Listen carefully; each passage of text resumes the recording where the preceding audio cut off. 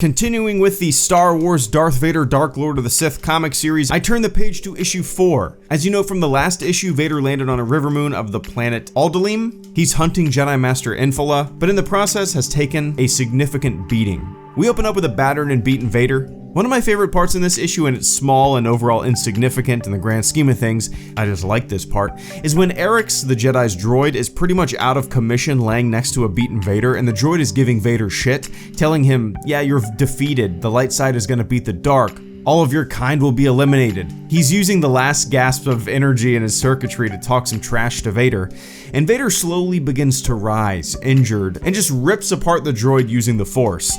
Vader doesn't say a word, he just grunts and groans a little bit because he's in pain. It almost felt like Vader was just squelching something that was kind of annoying him. Anyway, I liked it visually, and I liked how it played in my brain. The issue then takes an abrupt cut to Ambalar City, where we see that Jedi Master Infil'a has left his post and is now in this city talking to a mechanic about a ship he paid her to store for all these years. He thinks he killed Vader, and his plan is to find Vader's master and get rid of him too. He just needs his ship tuned up so he can launch. Vader tracks Infil'a down. They get into what is my favorite action sequence in this series so far.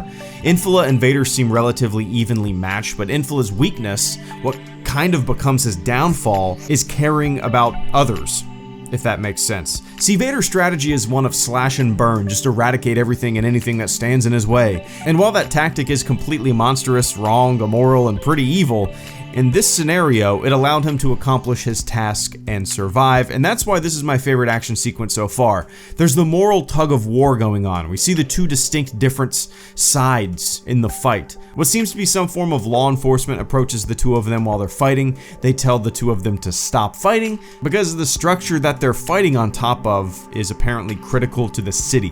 Vader, at the same time, snaps Infila''s neck using the Force, while Infil'a is trying to safely lower and save the 3 law enforcers.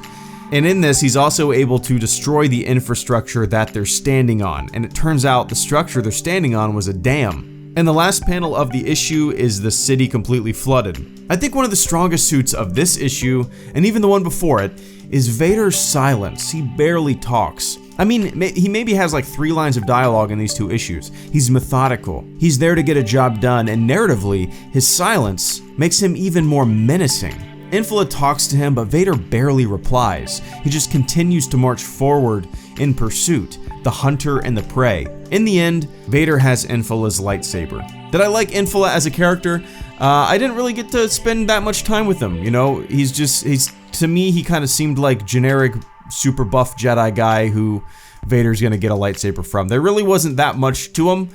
Maybe there's other issues, other comic series that have Infil'a in him, but as of right now, he just seemed to be there to serve a narrative purpose to get from point A to point B without much depth. My favorite panel is this. For one, I love the look of the panel, and 2, I love the morality of it. Vader using the 3 officers as a distraction, knowing that Infil'a would be worried about their well-being. On to the next issue. HelloGreedo, out.